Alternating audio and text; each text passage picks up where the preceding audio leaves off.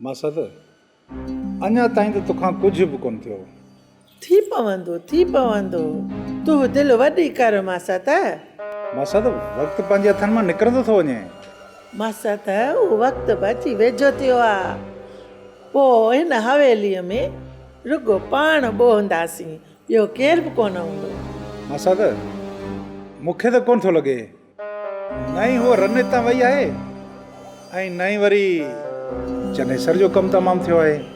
हे ॿई कम थी वेंदा, रुगो चनेसर बनीअ तां मोटी अचे। पर मसद उहो शिकार जी ॻाल्हि बि ॿुधी रहिया आहियूं, हू वरी निकिरी वेंदो। भली शिकार ते वञे, आख़िर पाण त वरी ईंदो न। जॾहिं पिंड आयो पाण शिकार ते वेंदो, खेल पूरो।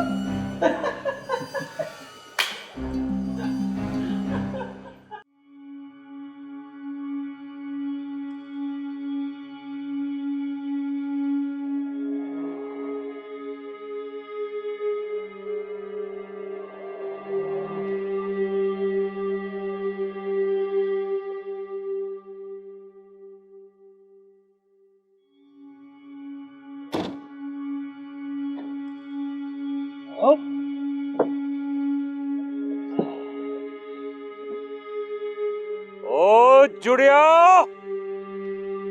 ओ जुड़ियल खान, ओ मुझा भोतार, हेराच हेराच। आयो राणा खान आयो। बेली राणा खान, आऊं गरीब माण्हू आहियां, मूंखे खान बान न चओ।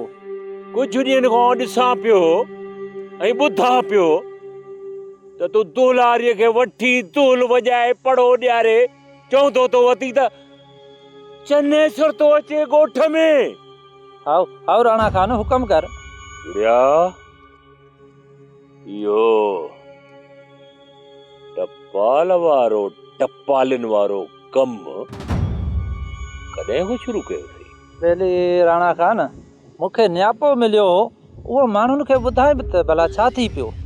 भली ॿुधाए, भली कम कर टपालिन वारो थी उनजो मुखबर थोड़े चनेसरड़े जो थी मुखबर, असांखे को एतराज़ कोन्हे। हाउ राणा खान, ॿुधाए कहिड़ो न्यापो ॾियणो आहे चनेसर खे? मुंहिंजी हिकिड़ी ॻाल्हि कन खोले ॿुधी छॾ, मता भावाटी हुजई मथे में। हाउ राणा खान, ॿुधाए हुकम कर। हाणे ॻाल्हि ॿुध, मिस्टर जुड़ियल खान, मुंहिंजा भोतार, असां ग़रीबनि जो बि न्यापो हिकिड़ो चनेसर खान ताईं बि पहुचणु घुर्जे ऐं इहा टपाल वञी हुनखे हणजांइ त ओ चनेसरड़ा ठोड़ा जंहिं महिल तुंहिंजी दिलि चए अच असांजे ॻोठ में दिलि खोले घुम फिर। जी राणा खान, चओ।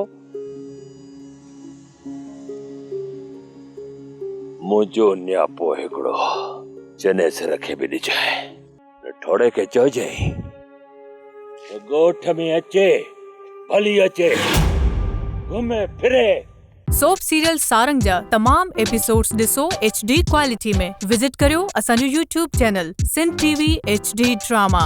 सब्सक्राइब कयो असांजो official YouTube channel Sindh TV HD drama ऐं वधीक अपडेट लाइ बेल आइकन खे क्लिक करियो।